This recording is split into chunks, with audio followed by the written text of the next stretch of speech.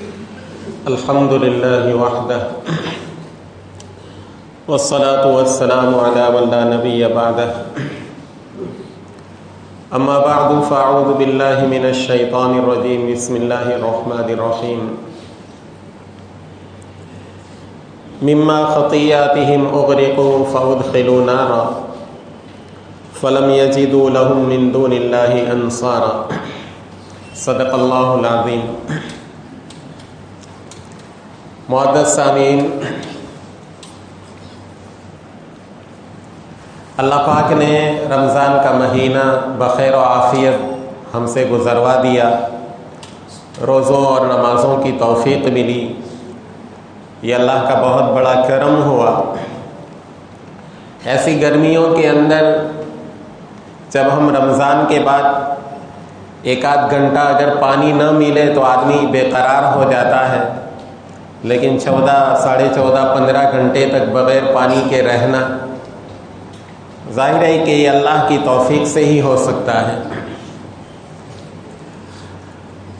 تو یہ گویا ایک نیکیوں کا اور نیک اعمال والا مہینہ تھا، وہ الحمدللہ گزر گیا۔ اور جیسے حضرت نے گزشتہ جمعہ کو ارشاد فرمایا تھا کہ عام طور پر الحمدللہ لوگوں کا یہ مزاج تو ہے نیک کاموں کے اندر آگے بڑھنا اور نیک کام کرنے کی کوشش کرنا، اور ہونا بھی چاہیے۔ اور یہ ایک پہلو ہے کہ بھائی آدمی جو مکلف ہے اللہ کی طرف سے، تو ایک پہلو اس کا یہ ہے کہ وہ نیک کام کرنے کا مکلف ہے، اور دوسرا پہلو یہ ہے کہ جیسے نیک کام کرنے کا فرائض واجبات کی ادائیگی کا وہ مکلف ہے، ساتھ ساتھ اتنا ہی گناہوں سے بچنے کا اور اللہ کی نافرمانیوں سے بچنے کا اتنا ہی مکلف ہے۔ اور جس طرح نیکیوں کی ایک طرح سے فائدے ہیں کہ ایک مرتبہ سبحان اللہ آدمی کہے، الحمدللہ کہے، جنت میں درخت لگ جاتا ہے، ویسے ہی اس کے مقابلے کے اندر گناہوں کے نقصانات بھی اتنے عظیم اور خطرناک ہیں۔ عام طور پر ہمارا مزاج یہ بن گیا ہے کہ بس الحمدللہ یہ ایک اچھی بات ہے کہ نیک کام کرے، وظیفے پڑھے، اور الحمدللہ اب یہ وظائف ہیں، تسبیحات ہیں اور دوسرے معمولات ہیں، اور فلانی تسبیح کے اتنے فائدے، فلانے درود شریف کے اتنے فائدے، فلانی آیت کے اتنے فائدے، فلانے اذکار کے اتنے فائدے، اتنے کثرت سے شائع ہو رہے ہیں، اور اتنی کثرت سے لوگ اس کو پھیلا رہے ہیں کہ اگر آدمی 24 گھنٹے یہی کام کرتا رہے تو بھی وہ وظائف پورے نہ ہو۔ لیکن اس کے مقابلے کے اندر ہماری جو کوتاہی ہے کہ بھائی گناہ کے نقصانات اور اس سے بچنے کا جو اہتمام ہونا چاہیے، عام طور پر نیک کام کرنے کے مقابلے کے اندر گناہوں سے بچنے کا اتنا اہتمام نہیں۔ ہماری مجلسیں بھی لگے گی تو ماشاءاللہ اس میں یہ تسبیح پڑھنے کا یہ جو ہے یہ فائدہ ہے، یہ کرنے کا یہ فائدہ ہے، یہ کرنے کا یہ فائدہ ہے۔ ہم گھر والوں کے ساتھ بیٹھیں گے تو چرچے بھی اس طرح سے ہوں گے کہ بھئی یہ پڑھنے کا یہ فائدہ، یہ پڑھنے کا یہ فائدہ، لیکن عام طور پر گھر والوں کے سامنے اس بات کا تذکرہ نہیں ہوتا کہ بھائی ایک نماز کو جان بوجھ کر چھوڑنے پر کیا عذاب ہے، اور اللہ کے ایک حکم کو توڑنے کی وجہ سے کیا وبال ہماری زندگی میں آتا ہے، اور اللہ کے ایک حکم کو توڑنا اور گناہ کا ارتکاب کرنا یہ کتنی بھیانک بات ہے۔ عام طور پر اس قسم کے تذکروں سے ہماری مجلسیں خالی ہوتی ہیں۔ اب بعض گناہ تو وہ ہوتے ہیں کہ جس میں اللہ کی نافرمانی ہوتی ہے، اللہ کا حکم ٹوٹتا ہے، اور بعض گناہ وہ ہوتے ہیں کہ جہاں پر ایک طرف اللہ کا حکم ٹوٹتا ہے لیکن ساتھ ساتھ وہاں پر بندوں کی حق تلفی بھی ہوتی ہے، اور یہ بڑا خطرناک بات ہے، اس لیے کہ حقوق العباد کا معاملہ بڑا سنگین ہے۔ اللہ کے رسول صلی اللہ تعالی علیہ وسلم نے اس کے بارے میں جو وعید ارشاد فرمائی ہے، بارہا ہم دین کی باتوں کے اندر اس کا تذکرہ کرتے ہیں، سنتے چلے آئے ہیں، لیکن عام طور پر اس سے بچنے کا کوئی خاص اہتمام نہیں ہوتا۔ ہم اپنے گھروں کو، اپنے معاشروں کو اگر ذرا جانچیں کہ وہ گناہ جس میں ایک طرف اللہ کی نافرمانی ہو رہی ہے اور دوسری طرف ساتھ ساتھ بندوں کی حق تلفیاں ہو رہی ہیں، وہ ہمارے معاشرے کے اندر ہمارے معاشرے کا ایک جز اور ایک حصہ بن گیا ہے کہ بھئی طاقتور آدمی کمزور آدمی کو دبا رہا ہے، گھر کے اندر 2-4 افراد ہیں، اس میں ایک آدمی ایسا ہے کہ بھئی وہ گھر کا ذمہ دار ہے، چلو گھر کا ذمہ دار ہے، اس کی ذمہ داری بنتی ہے اپنے ماتحتوں کی ذمہ داری ادا کرنے کا، لیکن اگر وہ یوں سمجھے کہ میں چونکہ گھر کا بڑا ہوں، میں چونکہ بھائیوں میں بڑا ہوں، میں چونکہ گھر کا موبی ہوں، اس کی وجہ سے مجھے کوئی بات کوئی بھی نہیں کہہ سکتا، اس لیے میں اپنے بڑے بھائی کو چاہے وہ باطل کے اوپر ہو کہ بھائی چونکہ یہ بڑے ہیں اس کے نتیجے کے اندر مجھے ان کا ظلم برداشت کرنا پڑے گا۔ یہ ایک عام چلت ہمارے معاشرے کے اندر ہو گئی ہے، ایک بڑا آدمی ہے اور ایک چھوٹا آدمی ہے، بڑا آدمی گویا یوں سمجھتا ہے کہ اس چھوٹے پر ظلم کرنے کا مجھے حق ہے اور یہ چھوٹا میرے مقابلے کے اندر آواز نہیں اٹھا سکتا۔ ہمارے گھر کے اندر جو ہے وہ مستورات کا معاملہ ہے کہ ایک طرف ساس ہوتی ہے، ایک طرف ننن ہوتی ہے، ایک طرف گھر میں بہو ہوتی ہے۔ اب ظاہر ہے کہ بہو کی یہ ذمہ داری ہے کہ بھائی ساس کو بھی وہی درجہ دے جو اپنی ایک ماں کا ہے، اور ساس کی اطاعت کرنا اور خدمت کرنا وہ اپنی سعادت مندی سمجھے، اور ایک نیک بخت لڑکی کا یہی شیوا، یہی اخلاق ہونا چاہیے کہ بھائی ساس سسر کی خدمت کرنا، گھر کے افراد کی خدمت کرنا، جتنی اس کی استطاعت اور اس کے بس کے اندر ہے اتنی خدمت کر کے ان کی دعائیں حاصل کرے، لیکن اس سامنے دوسرے پہلو کو بھی مد نظر رکھنا ہے کہ ادھر ساس اور ادھر ننن عام طور پر یوں سمجھتی ہے کہ یہ بہو ہے، لہذا جیسے ہمارے ملک کے اندر ایک ماحول بنتا جا رہا ہے کہ بھئی مسلمانوں کو دوسرے نمبر کا شہری قرار دیا جائے، ویسے عام طور پر الا ماشاءاللہ کچھ گھر ہوں گے، ورنہ عام طور پر ہمارے گھروں کا معاملہ یہ ہے کہ ہماری گھر کی بہو کو گھر کے دوسرے نمبر کا فرد قرار دیا جاتا ہے، اس سے جس قسم کی خدمت لینا چاہے لے سکتے ہیں۔ معاف کرنا گھر کی بات ہے، ہمارے گھر کے اندر ہمارا اپنا معاشرہ ہے، بہت سی مرتبہ بہت سی جگہوں سے یہ شکایت یہاں تک پہنچی ہے کہ بہو ننن ساس سب کھانا کھا رہے ہیں لیکن بہو کو روٹیاں گن کر دی جا رہی ہے، اور یہ کوئی مبالغہ اور جھوٹ نہیں ہے۔ بہت سے گھروں کے اندر یہ حالت ہے کہ شام کی چائے گھر میں اس وقت بنتی ہے جب بہو میکے چلی جائے۔ 4-5 سال تک 6 سال تک ایک بہو کے ذمے گویا یہ ذمہ داری ہوتی ہے کہ بھئی تیرا حق جو ہے دوپہر تک ہے، شام تک ہے، شام کا کھانا تجھے اپنے گھر کھانا ہے۔ الحمدللہ دھیرے دھیرے یہ رسم ہمارے یہاں سے نکل رہی ہے، لیکن پھر بھی بہت سے گھروں کے اندر ایک قاعدہ اور ضابطہ اور قانون گویا بنا ہوا ہے کہ بھائی شام کے کھانے میں بہو کا کوئی حصہ نہیں، بھائی یہ بچے ہیں، یہ حیران کر رہے ہیں، جاؤ اس کو میکے روانے کر دو۔ اب ظاہر ہے کہ مرد اور لڑکا جب ایک لڑکی کو بیاہ کر لاتا ہے تو اسی لیے قرآن کریم کے اندر اللہ کے نبی صلی اللہ تعالیٰ علیہ وسلم نکاح کے خطبے میں جو آیتیں پڑھتے تھے، ان میں سے ایک آیت یہ بھی ہے، یا ایھا الذین آمنوا اتقوا اللہ وقولوا قولا سدیدا، کہ اے ایمان والو اللہ سے ڈرو اور راستی کی سچی پکی بات کہو۔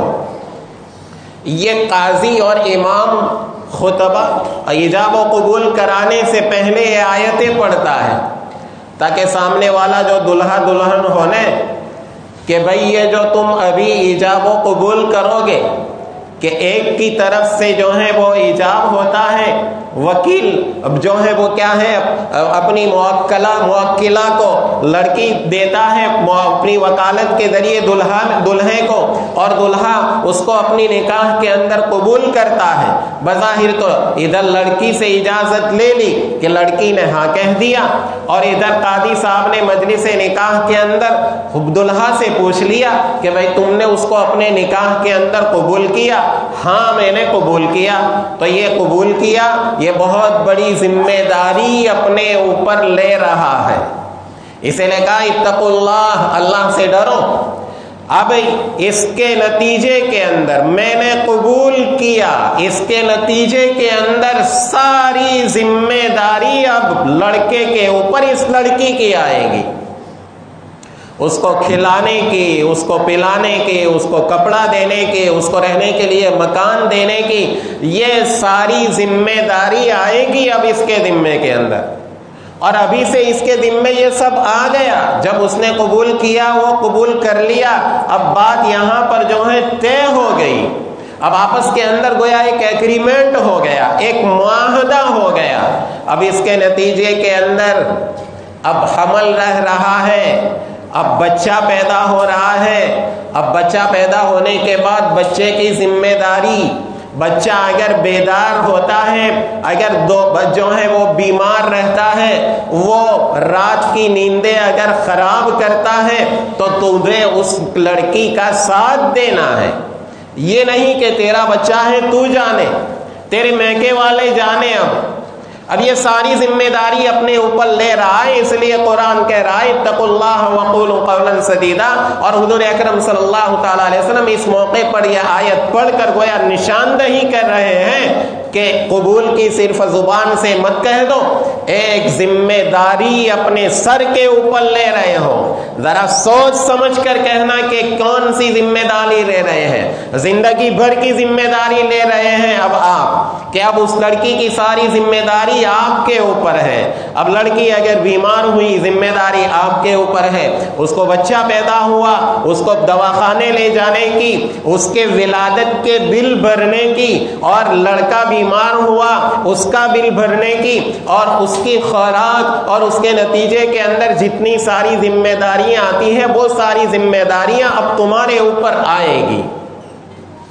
اب ادھر لڑکی کی قربانی دیکھیے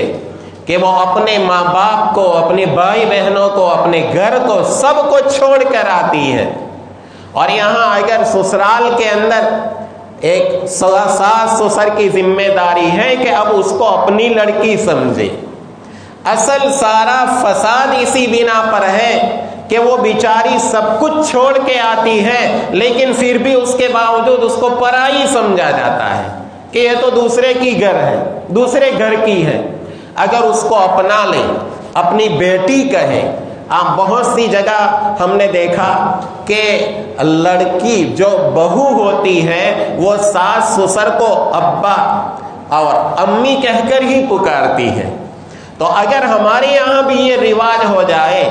کہ بہو جو ہے اپنی ساس کو امی کہہ کر پکارے، ابو کہہ کر پکارے، اور جو ہے ساس جو ہے اس کو بیٹا کہہ کر پکارے، اور سسر جو ہے اس کو بیٹا کہہ کر پکارے، الفاظ کا بھی اثر ہوتا ہے۔ اب ساس جو ہے وہ بیٹا بیٹا کر کر ایک بات کہے گی تو ظاہر ہے کہ اس صورت کے اندر بہو کو اگر کوئی ہدایت دے گی تو وہ اس کو کہے گی، سمجھے گی کہ یہ میری ماں کہہ رہی ہے،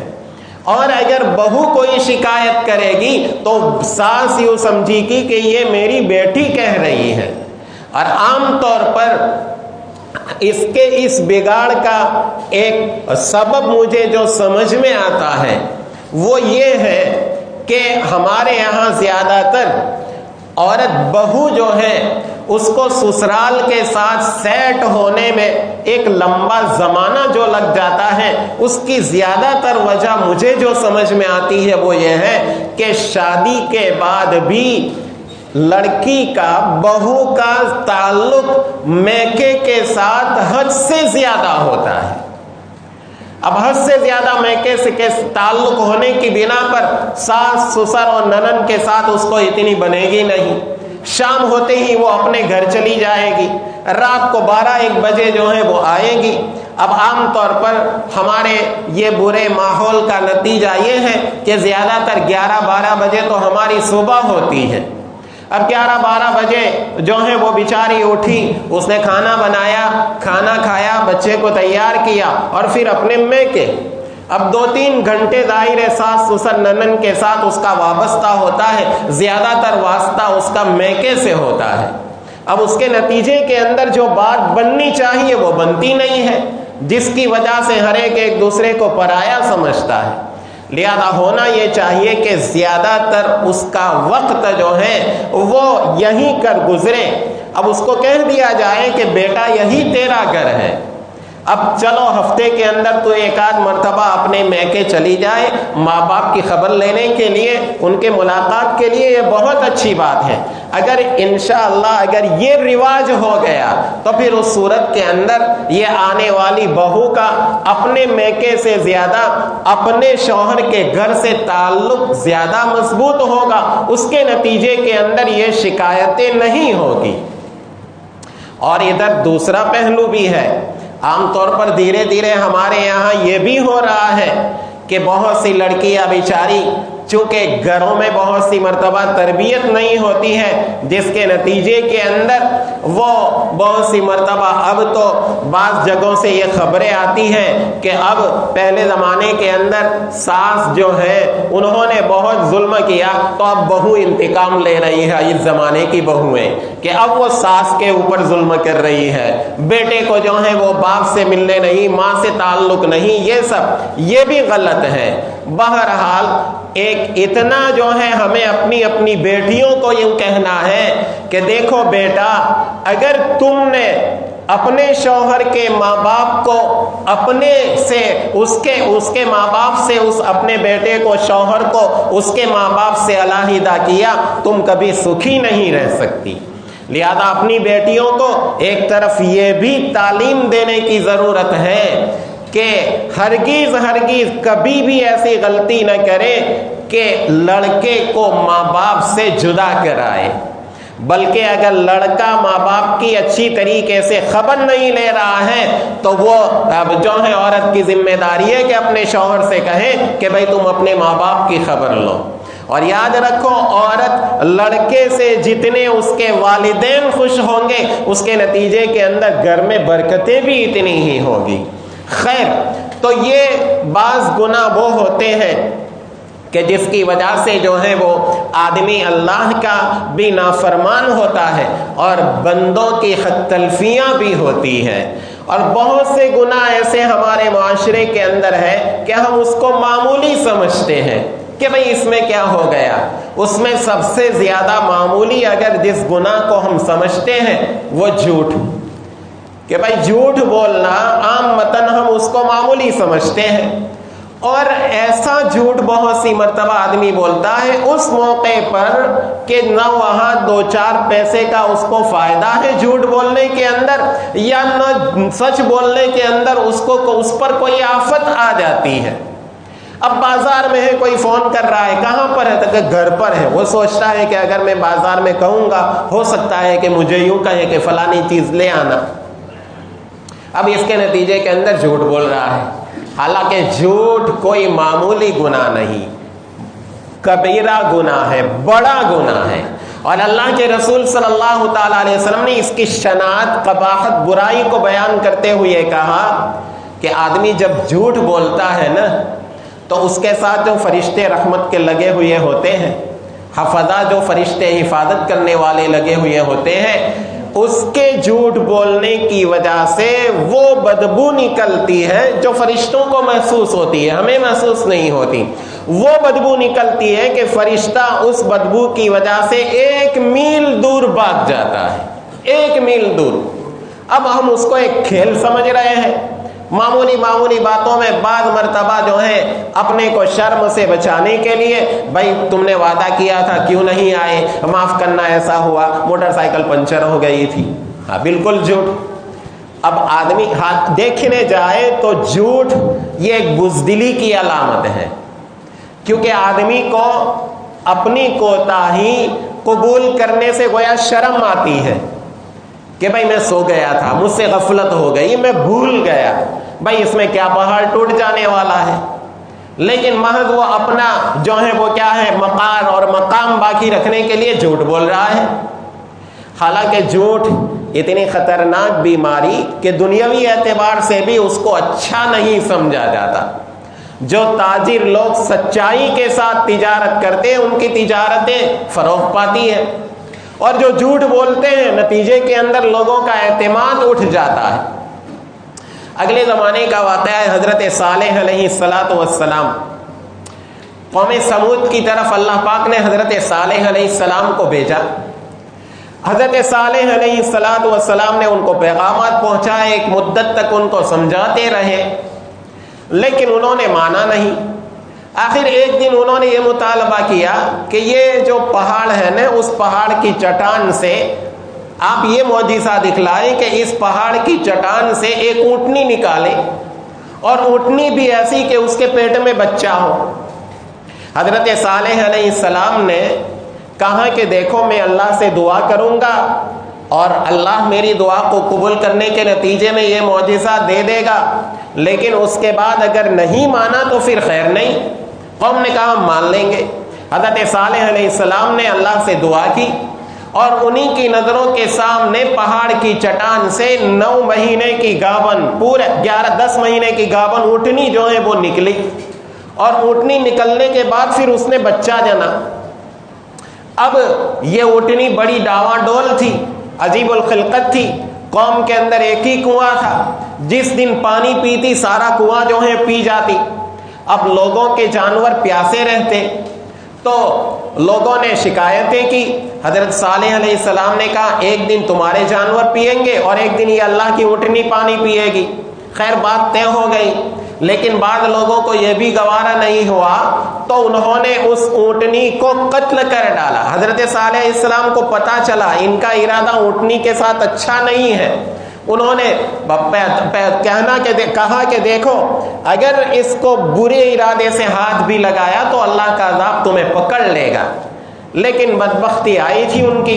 کمبختی آئی تھی ان کی، لہذا انہوں نے اونٹنی کو مار ڈالا، قتل کر ڈالا۔ تو اب حضرت صالح علیہ السلام نے کہا قال تمتعوا فی دارکم 3 ایام، 3 دن مزے اڑا لو، 3 دن کے بعد عذاب تم کو دبوچ لے گا۔ انہوں نے کہا کہ دیکھو انہوں نے تو ہمیں وارننگ دے دی ہے، ہم ایسا کریں کہ ہم پر عذاب آنے سے پہلے ان کو ہی نمٹا دیں۔ اب ان کو نمٹا دے، قتل کر دے، کیسے قتل کریں؟ کہا کہ اب قتل کرتے ہیں تو ان کے خاندان والے ہم سے انتقام لیں گے۔ تو انہوں نے آپس میں یہ طے کیا، تقاسموا باللہ لنبیتنہ واہلہ ثم لنقولن لولیہ ما شہدنا مہلک اہلہ وانا لصادقون، کہ سب آپس کے اندر قسمیں کھاؤ کہ ہم ایسا کریں گے رات کے اندھیرے کے اندر، ہم سب اندھیرے کے اندر سب ایک ایک خاندان کا ایک ایک فرد جائے گا، سب مل کر ان پر وار کریں گے، اب اندھیرے کے اندر حضرت صالح کی موت کس کی تلوار سے کس کی زد سے ہوئی وہ تو پتا چلے گا نہیں. اور جب ہم اس کے ورثاء ہم سے پوچھیں گے کہ بھئی انہوں نے کس کو مارا، تو اگر ہم جو ہے اجالے کے اندر قتل کریں گے تو کس نے مارا وہ دیکھ لیں گے، اور پھر ہم کہیں گے کہ ہمیں معلوم نہیں تو ہم جھوٹے ہوں گے. تو کہا کہ اندھیرے میں مارو تاکہ کس نے مارا وہ پتہ نہ چلے. اور جب صبح ان کے ورثاء پوچھیں تو ہم یہ کہہ سکیں کہ بھائی ما شہدنا مہلک اہلہ، ان کو کس نے مارا وہ ہم نے دیکھا نہیں، کس نے مارا وہ ہم کو. وَإِنَّا لَصَادِقُونَ، اور اس وقت ہم اپنی بات کے اندر سچے ہوں گے، جھوٹے نہیں ہوں گے. کیونکہ اگر دیکھا کسی نے کہ فلانے نے مارا اور ہم کہیں کہ مجھے پتا نہیں ہے تو یہ تو جھوٹ ہوگا. تو یہ ایک نبی کے قتل کے ارادے سے نکلنے والے جھوٹ کو اتنا برا سمجھتے ہیں کہ بھائی ہم جھوٹے قرار دیے جائیں معاشرے کے اندر، یہ اچھی بات نہیں، یہ تو ہمارے لیے بڑا عیب ہے. لیکن چلو اس طریقے سے کرو تاکہ ہم جھوٹے نہ قرار دیے جائیں. تو جو کفار ہیں پلے درجے کے کفار، وہ بھی اس کو اتنا برا عیب سمجھتے ہیں، لیکن اسی جھوٹ کو ہم ایک معمولی بات سمجھتے ہیں. اللہ پاک ہم کو صحیح سمجھ عطا فرمائے، عمل کی توفیق عطا فرمائے.